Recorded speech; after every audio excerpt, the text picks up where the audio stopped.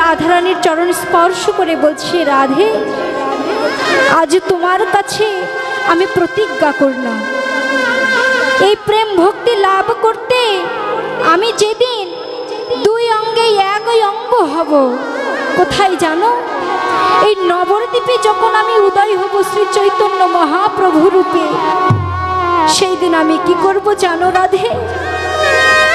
এই আমার বাঁশি, এই আমার মণিমুক্তার হার, এই রাজকীয় বসন সমস্ত কিছু পরিত্যাগ করে সেই দিন আমি স্কন্ধে নেব ভিক্ষার ঝুলি।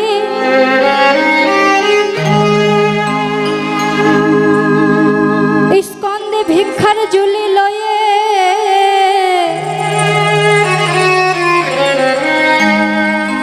রাধে আমি কি করব জানো রাধে? আমি সকল ভক্তের চরণ ধুলি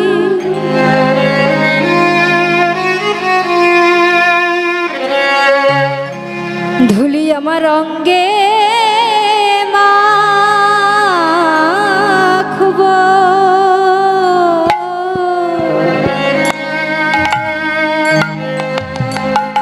রাধে গো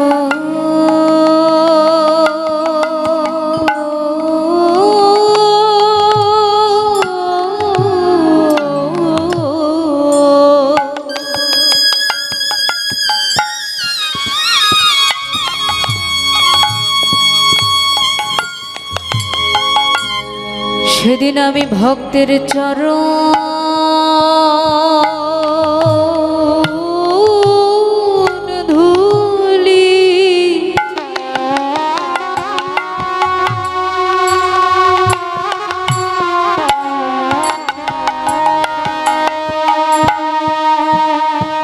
ধুলি অঙ্গে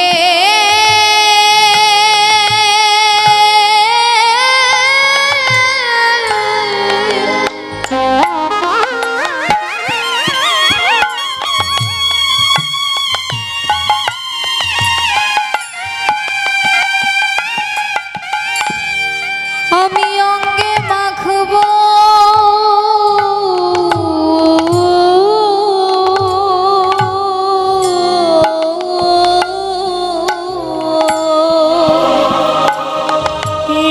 রাধে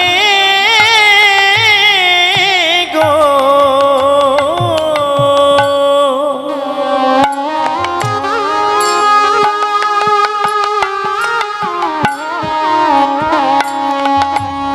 আমি সকল ভক্তি ধুলি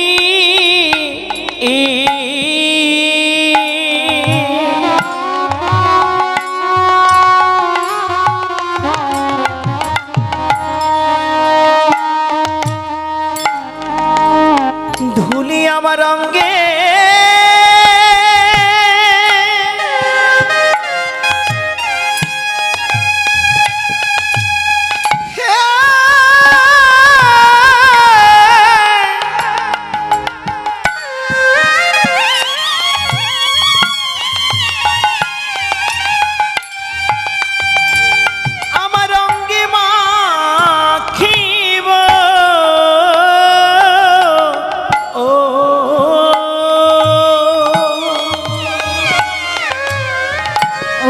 প্রেম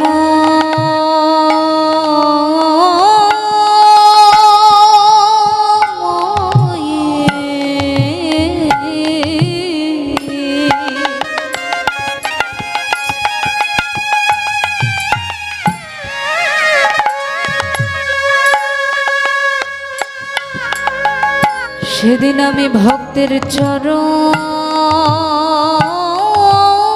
ধুলি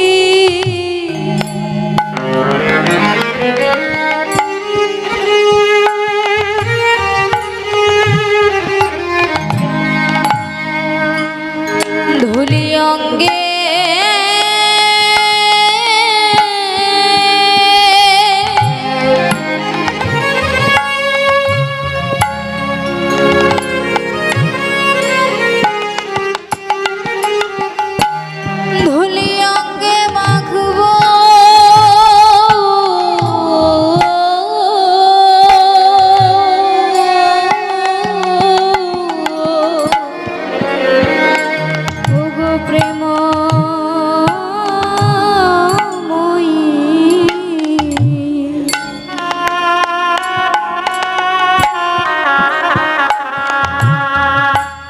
সেদিন আমি এই ব্রজের ভক্তি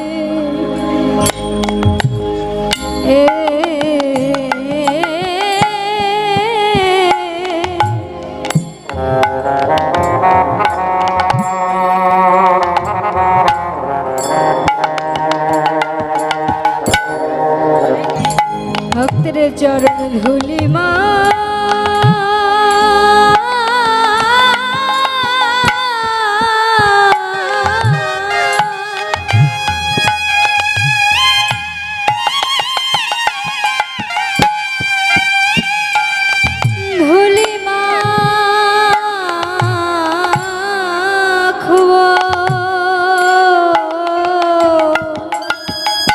ওগো প্রেম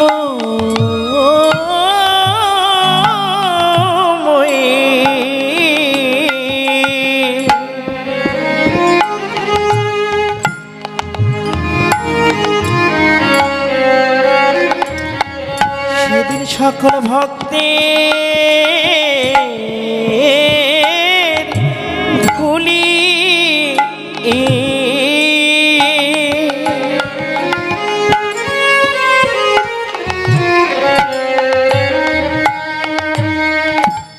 এই ধুলি আমার অঙ্গে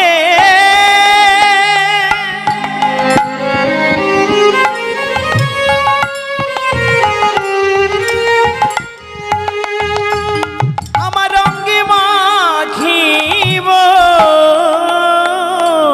ও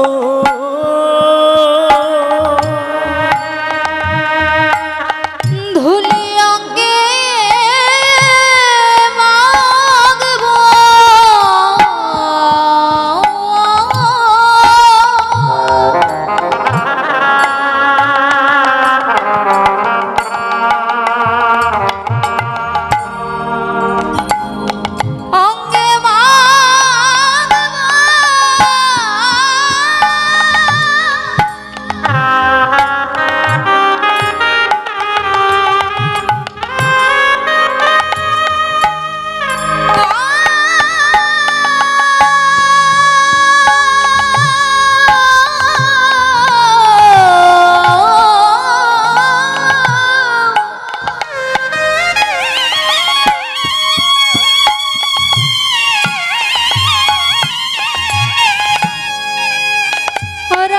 শিরে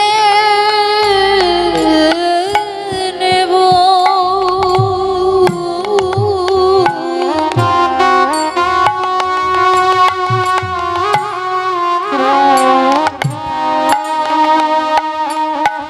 রাধে আমি ভক্তের চরণ ধুলি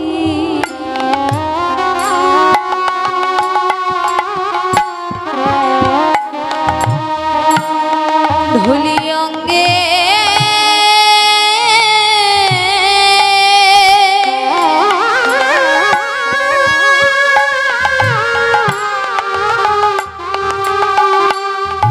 অঙ্গে মাখব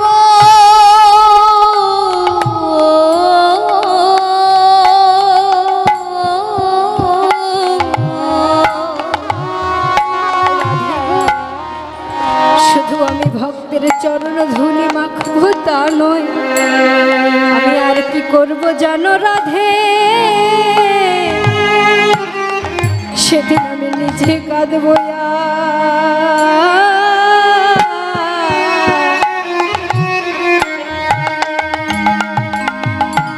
এই জগৎ কাদা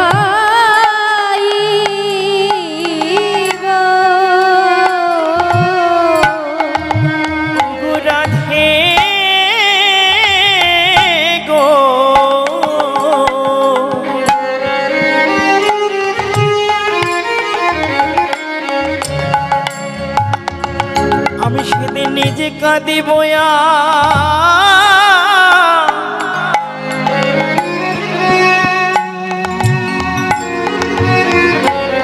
আরে জগৎ কাদাইব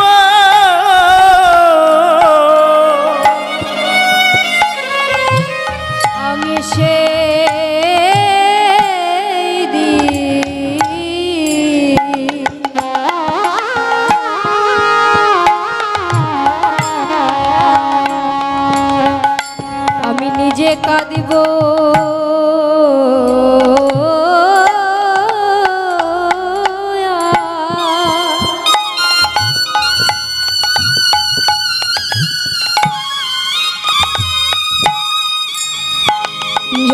কাদাইব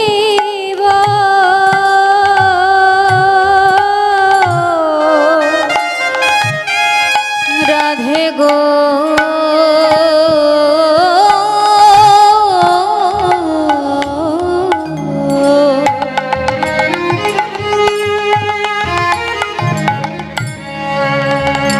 সেদিন আমি নিজে কাঁদবো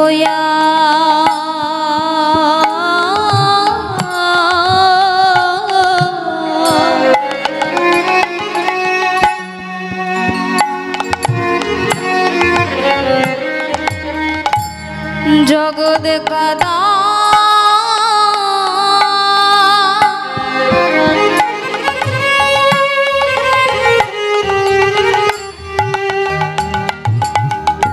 জগৎ কাদাইব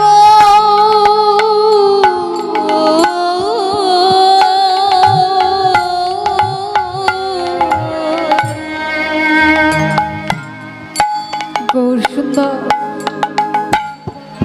প্রভু বলছি শ্রীমতী রাধে আমি যে শুধু নিজে কাঁদবো তা নয়, এই জীব জগৎকে কাঁদাবো। কেননা কাদাই যে ভজ, কাদাই যে সাধক। যদি প্রেম না থাকে তাহলে কিন্তু ভগবানকে লাভ করা যায় না বাবা।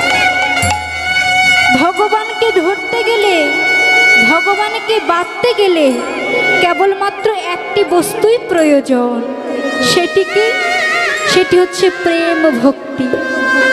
এই প্রেম ভক্তি ব্যতীত ভগবানকে ধরা যায় না। ভগবান আজ নিজেই কলির জীবকে শিক্ষা দিবে বলে এসেছেন কোথায়? গোলক বৃন্দাবন ত্যাগ করে, সমস্ত সুখ ত্যাগ করে এসেছে শ্রীধাম নদিয়ায়। নদিয়ায় এসে গৌর সুন্দর সকল পারিষদগণকে সঙ্গে নিয়ে হরিনাম সংকীর্তন করছে। এই হরিনাম সংকীর্তনের মাধ্যমে গৌর সুন্দর এই কলির জীবকে উদ্ধার করবেন বলে এসেছে। সমস্ত কিন্তু জীব শিক্ষার লাগিবা লীলা। ভগবানের এই অপ্রাকৃত লীলা জীব শিক্ষা। একদিকে যেমন এই জীব জগৎকে শিক্ষা দিচ্ছে, অন্যদিকে এই নাম প্রেম দিয়ে জীব জগৎকে উদ্ধার করছে। ও বাবা, ভগবান যে এই নাম প্রেম আমাদের মাঝে দিয়েছেন এই কলির জীবের কাছে, অন্যান্য যুগে কি তাই এমন ছিল বাবা? আমাদের যুগ আমরা জানি চারটি, সত্য, ত্রেতা, দাপর, কলি। কিন্তু সত্য, ত্রেতা, দাপর এই তিন যুগে ভগবানকে লাভ করতে হলে এত সামান্য অল্প কষ্টে কিন্তু পাওয়া যেত না। পাওয়া যেত কি? অন্যান্য যুগে ভগবানকে লাভ করতে গেলে অনেক তপস্যা করতে হতো, যাগযজ্ঞ ব্রত করতে হতো। কিন্তু এই কলির জীব একমাত্র ধন্য জীব। তাই তো বলে কলির জীব ধন্য। এই হরিনাম, একমাত্র হরিনাম দিয়ে এই কলির জীব উদ্ধার পাবে বাবা। কিন্তু অন্যান্য যুগে তো তা হয় না, হবে না, হয়নি।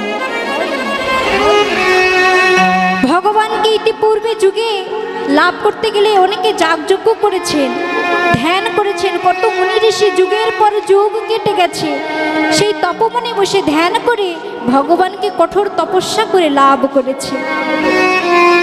কিন্তু এই কলির জীবের দুর্দশা ঘোচাবার লাগি গৌর সুন্দর নিজেই এসেছেন কোথায়? গোলক বৃন্দাবন ত্যাগ করে গৌর এসেছেন এই নদিয়ায়। এই নদিয়ায় এসে হরি নাম দিয়ে জীব জগৎকে উদ্ধার করছে। তাই তো শাস্ত্রে বলেছে, হরির নাম, হরির নাম, হরির নাম হইব কেবল, কৌল নাস্তেব নাস্তেব নাস্তেব গতিরন্যথা। শাস্ত্রে বলেছে কলির জীবের জন্য হরির নাম, হরির নাম, হরির নাম হইব কেবল। কেবলমাত্র এই কলিজীবের কাছে এই হরির নামই রয়েছে। ও বাবা, সত্য যুগে ভগবানকে যদি লাভ করতে হতো, অনেকে ধ্যান করতে হতো, তপস্যা করতে হতো। আচ্ছা, আমরা কলির জীব কি তা পারবো বাবা, বলুন তো? আমরা কলির জীব কি এক জায়গায় বসে ধ্যান করতে পারবো? আমরা এক জায়গায় 10 মিনিট স্থির হয়ে বসতে পারি না, ধ্যান তো দূরের কথা। এক জায়গায় মনোনিবেশ করতে পারি না। যদি বসি, এই কীর্তন আসরেই যদি বসে থাকি, তারপরেও মনে চিন্তা আসে, আমার বাড়িতে একটি গরু রয়েছে, সে হয়তো খেতে পেল না, তাকে হয়তো ঘাস দেওয়া হয় না। এই যে একটা সংসারের চিন্তা রয়েছে। আমরা কলির জীব কিন্তু পারবো না। আমরা কলির জীব কিন্তু যাগযজ্ঞও করতে পারবো না, কারণ এটি যাগযজ্ঞ করতে গেলে অনেক ব্যয়বহুলের ব্যাপার। ব্যয়বহুল না? যজ্ঞ করতে গেলে আপনার কত কি লাগে। একটি অনুষ্ঠান করতে যান, এই যে মহতী অনুষ্ঠানের আয়োজন করেছেন, এটি কিন্তু কম খরচের বিষয় নয় বাবা। এই গ্রামের কমিটিবৃন্দ 10 দুয়ার চেয়ে ভেঙে এনেছেন। কেন এনেছেন? গৌর ভক্তের সেবা দিবার জন্য। কিন্তু আমরা কলির জীব যদি চাই যে যাগযজ্ঞ করব, বড় বড় যজ্ঞ করে ভগবানের কৃপা লাভ করব, কিন্তু আমরা তা পারবো না। পারবো কি? আমরা কিন্তু তা পারবো না। তাই ভগবান বললেন যে কলির জীবের জন্য যাগযজ্ঞও নয়, ধ্যান তপস্যাও নয়। কিন্তু কলির জীব যদি এই যে গৃহকর্ম করছে, এই গৃহকর্মর পাশাপাশি কর্ম করতে হবে। কেননা কলির জীব হচ্ছে অন্নগত জীব বাবা। কলির জীব অন্নগত জীব। কলির জীব কিন্তু চাইলেই না খেয়ে থাকতে পারবে না, তাকে খেতে হবে, তাকে আহার করতে হবে। তাই ভগবান বললেন যে কলির জীবের জন্য যাগযজ্ঞ নয়, ব্রত নয়, তপস্যা নয়, ধ্যান নয়। তাহলে কলির জীবের জন্য কি থাকলো? শুধুমাত্র হরির নাম হইব কেবল। হরি বল, হরি বল। এই কলির জীবের জন্য একমাত্র রয়েছে হরির নাম। এই 16 নাম 32 অক্ষর, এই 16 নাম 32 অক্ষর দিয়েই আমরা ভগবানের কৃপা লাভ করতে পারি। শাস্ত্রে বললেন, এও বলেছেন যে একবার কৃষ্ণ নামে শত পাপ হরে। জীবের কি সাধ্য আছে জীব এত পাপ করতে পারে? পারে কি? যদি একবার কৃষ্ণ নাম করলে জীবের 100 পাপ হরণ হয়ে যায়, তাহলে কত পাপ করবে জীব? জীব কি পাপ করতে পারবে? ক্ষয় হয়ে যাবে তো। কতবার কৃষ্ণ নাম জপ করছি। কিন্তু মহাজন বললেন যে কৃষ্ণ নাম যে করব, কখন করব? সময় বুঝে করতে হবে। সময়ে যদি আমরা না যাই, সময়ে যদি পথে এসে না দাঁড়াই, তাহলে কিন্তু ভগবানের কৃপা লাভ করা যাবে না বাবা। ভগবানের কৃপা লাভ করা এত সহজ না, আবার কঠিনও না। যদি হৃদয়ে শুদ্ধ প্রেম ভক্তি থাকে, যদি হৃদয়ে শুদ্ধভাবে এই হৃদয় প্রেমে পরিপূর্ণ হয়, যদি শুদ্ধ ভক্তের চরণ আশ্রয় করা যায়, যদি সদ্গুরুকে আশ্রয় করা যায়, তাহলেই ভগবানকে লাভ করা যায় বাবা। এই যে আমরা কলির জীব, আমাদের কিন্তু আয়ুষ্কাল খুব বেশি না বাবা। আমাদের কি আয়ুষ্কাল খুব বেশি? আগেকার মানুষ কত যুগ যুগ বেঁচেছে, কিন্তু আমরা তো বাঁচতে পারি না। একদিনে গৌর সুন্দর তার অন্তরঙ্গ ভক্তদের নিয়ে হরিগুণগান করছিলেন। হরিগুণগান করতে করতে অন্তরঙ্গ ভক্তদের বলছে, হে ভক্তগণ, আমার এই কলি জীবের কাছে একটি আকুতি, একটি মিনতি। তাদের কাছে আমি যে এত করে সংকেত পাঠিয়ে দিই, আমি কিন্তু সংকেত পাঠিয়ে দিই এই জীবের কাছে, কিন্তু এই কলির জীব তা তো বোঝে না। কলির জীব যদি আমার সংকেত পেয়ে যদি তারা উত্তর দিত আমায়, তাহলে আমি কিন্তু এই জীবের কাছে আর সংকেত পাঠাবো না, আমি কিন্তু আর চিঠি পাঠাবো না এই জীবের কাছে। ও বাবা, ভগবান কি আমাদের কাছে চিঠি পাঠায় না? ভগবানও আমাদের কাছে চিঠি পাঠায়। এই বহির্জগতে পোস্ট অফিসের মাধ্যমে চিঠি পাঠানো হয়, কোনো তথ্য প্রেরণ করা হয়, সেখান থেকে আনা হয়। কিন্তু এই কলির জীবের কাছে ভগবানও কিন্তু চিঠি পাঠিয়ে দেয় বাবা। কলির জীবের কাছে ভগবান যখন চিঠি পাঠায়, আমরা কিন্তু নিজেরাই দেখতে পারি, বুঝতে পারি, হয়তো মানতে পারি না। হয়তো সেই সময় আমরা সঠিক উত্তর দিতে পারি না। গৌর সুন্দর তার অন্তরঙ্গ ভক্তের কাছে আক্ষেপ করে বলছে, হে ভক্তগণ, এই কলির জীবের কাছে যে আমি চিঠি পাঠিয়ে দিই কিভাবে জানো? ভক্তগণ বলছে, প্রভু কিভাবে তুমি চিঠি পাঠাও? গৌর সুন্দর তখন ভক্তদের বলছে, ভক্ত হে, আমি এই কলির জীবের কাছে চিঠি পাঠিয়ে দেই। প্রথম চিঠি আমি এই কলির জীবের কাছে প্রথম চিঠি পাঠিয়ে দিই কেমন ভাবে জানো?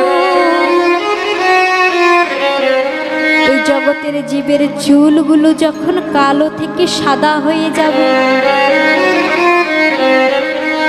তখন আমি কলির জীবের কাছে আমার প্রথম চিঠি পাঠিয়ে দিই। শুধু তাই নয়, যদি এই কলির জীব আমার এই প্রথম চিঠি পাবার পরে যদি কোনো উত্তর না দেয়, যদি কোনো বার্তা আমাকে পুনরায় না পাঠায় উত্তর, তখন আমি কি করি জানো? এই কলির জীবের কাছে আমার দ্বিতীয় চিঠি পাঠিয়ে দিই। দ্বিতীয় চিঠি কি? এই যে আমাদের দাঁতগুলো রয়েছে না বাবা, দাঁত কি আমাদের সারা জীবন থেকে যাবে? এই মাথার চুলগুলো কি থেকে যাবে সারা জীবন? সুন্দর কালো হয়ে থাকবে কি? ভগবান বললেন তাই নয়। যখন দ্বিতীয় চিঠি পাঠায় তখন জীব কিভাবে বুঝবে জানো? তাদের এই দাঁতগুলো আস্তে আস্তে ঝরে পড়ে যাবে। শুধু তাই নয়, যদি আমি দেখি আমার এই কলির জীব আমার দ্বিতীয় চিঠি পাঠার পরেও কোনো উত্তর না দেয়, আমি এই কলির জীবের কাছে আমার তৃতীয় চিঠি পাঠিয়ে দিই। এই যে কর্ণ রয়েছে, তার কর্ণের শ্রবণ শক্তি ধীরে ধীরে ক্ষীণ হয়ে যাবে। শ্রবণ শক্তি ধীরে ধীরে ক্ষীণ হয়ে যাবে বাবা। এই যে আমাদের লক্ষ্য, ভগবান আমাদের কাছে চিঠি পাঠিয়ে দিচ্ছে। এই চিঠি পাঠানোর কারণ যে ভগবান বলছে, হে জীব, সময় তো চলে যাচ্ছে, সময় যদি চলে যায় তাহলে তো সাধন হবে না। তাই তো কবিও বলেছে যে সময় গেলে সাধন হবে না। তৃতীয় চিঠি যখন পায় বাবা এই কলির জীব, তখন কলির জীব হয়তো কোনো উত্তর দিল না। ভগবান তখন আক্ষেপ করে আর বলে, আমি তাহলে এবার চতুর্থ চিঠি পাঠিয়ে দিই। চতুর্থ চিঠি কি? এই যে রয়েছে আমাদের নয়ন, চক্ষু রয়েছে, এই চোখের দৃষ্টিশক্তি কিন্তু আস্তে আস্তে ক্ষীণ হয়ে যাবে বাবা। যখন আমরা বাল্যকাল ছিল, যখন যৌবনকাল ছিল, সে সময় আমাদের দৃষ্টিশক্তি যেমন ছিল এখন কি তা আছে? কমে গেছে। এই যে আমাদের দৃষ্টিশক্তি চলে যাচ্ছে, ধীরে ধীরে ক্ষীণ হয়ে যাচ্ছে। ভগবান এরপরেও যদি এই জীবের কাছ থেকে কোনো উত্তর না পায়, ভগবান কি করে জানেন বাবা? ভগবান আমার ভক্তের কাছে চতুর্থ চিঠি পাঠিয়ে দেয়। এই দৃষ্টিশক্তি ক্ষীণ হবার পরে ভগবান পাঠিয়ে দেয় তার চতুর্থ চিঠি। এই যে আমাদের চরণ দুখানা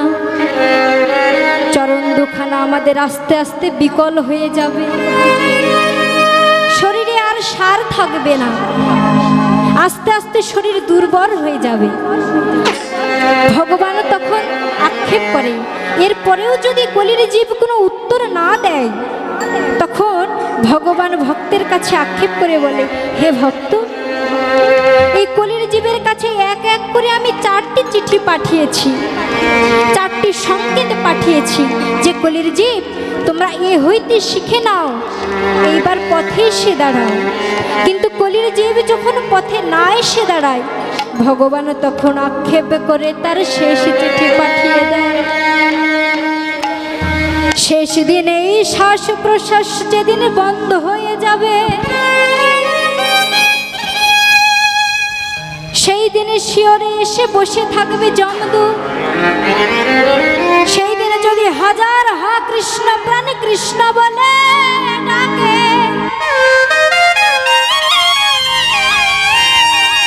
সেই দিনে কিন্তু আর সেই পথের সন্ধান তাড়াতাড়ি পাবে না বাবা।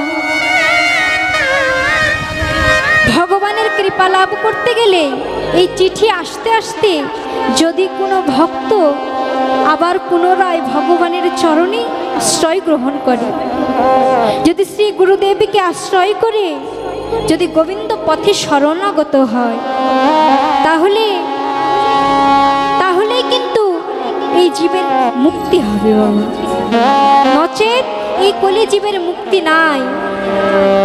এই কলি জীবকে উদ্ধার পেতে হলে কেবলমাত্র এই হরিনামই দরকার। এই হরিনাম ব্যতীত এই কলির জীবের কোনো গতি নাই, গতি নাই, গতি নাই।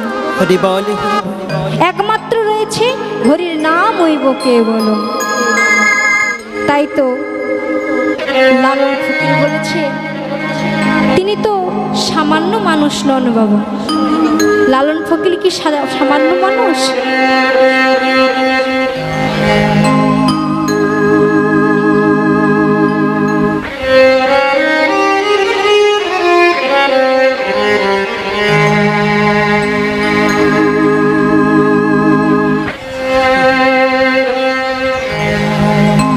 লালন ফকির কিন্তু সামান্য মানুষ নন। তিনি কিন্তু কোনো প্রাতিষ্ঠানিক বিদ্যায় শিক্ষিত নন। তার জন্ম, তার যে কোথায় উৎপত্তি, এ নিয়েও কিন্তু বিতর্ক রয়েছে।